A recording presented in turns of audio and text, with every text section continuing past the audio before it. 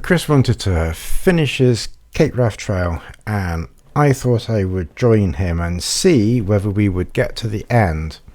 Let's see what happens with the weather. That's the pass up there that we came through back in May time.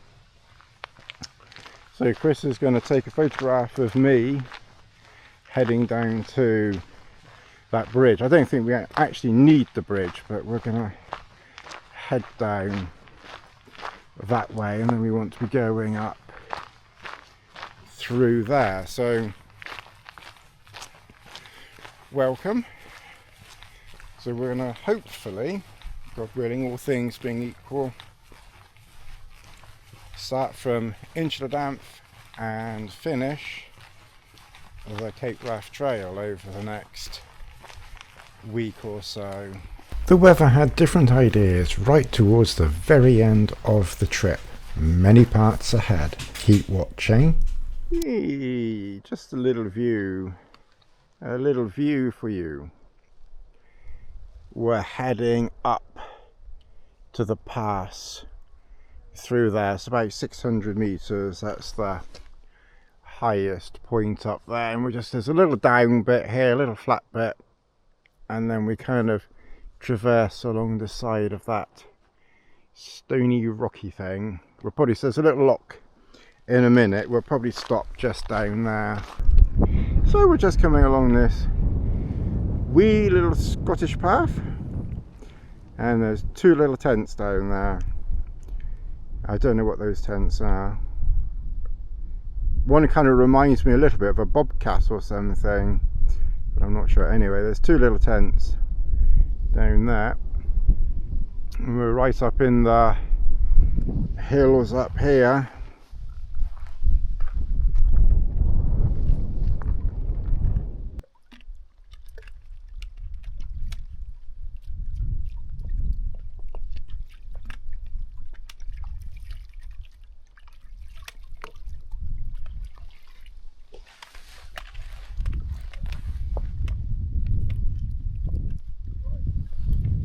We're slowly making our way to the top. We're missing the scree. We're not having to do the Alan Hinkie, Joe Simpson stuff up there. There's a half decent path. It's not too bad, to be honest. It's only easier than over the other path down into Inchlandamph. I think there's one other person behind us that's following us, and then obviously when we were crossing the water earlier, there was a couple of people going in the other direction. But yeah, we're making pretty good progress. I think the plan is we'll get over the pass, down the other side, and then find somewhere to camp, probably about 15 kilometers in.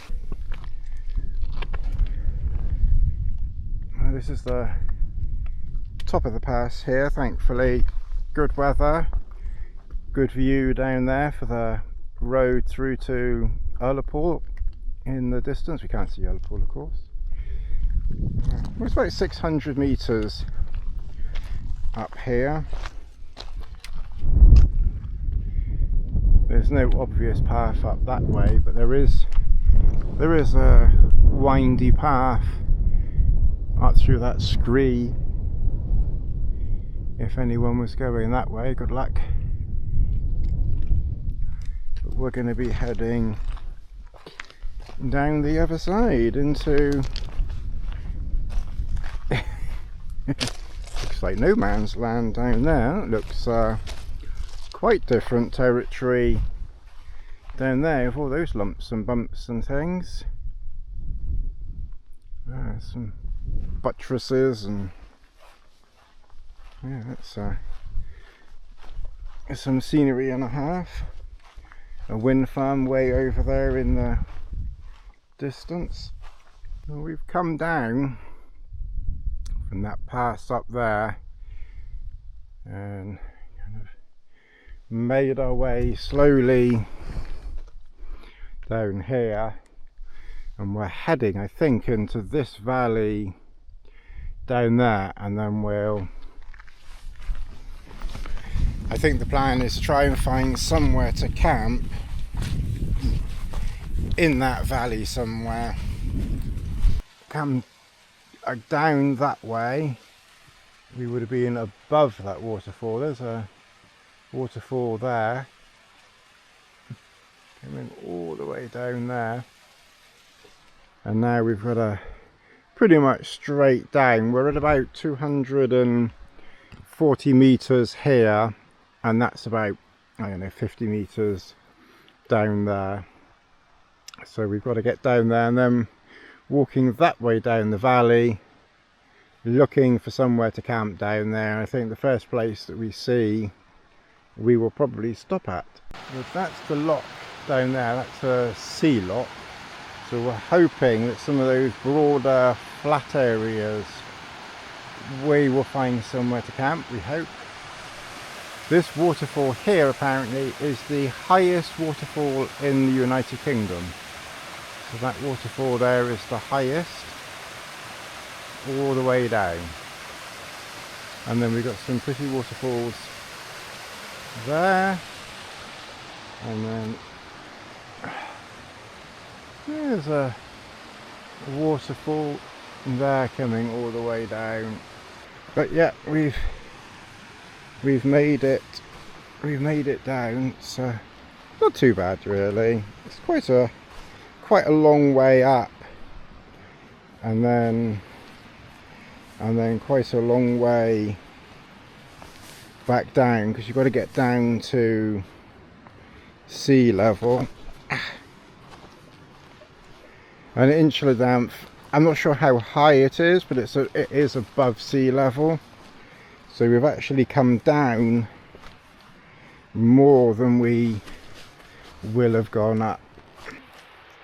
There's a few deer over there, a whole small herd. We're heading for that area over there now, in the hope that we can find somewhere flat and dry. But at the moment, I think they've died off a little bit. Although I definitely think I've got a few bites, but I don't think too bad. This is camp. So that is the tallest waterfall in the country.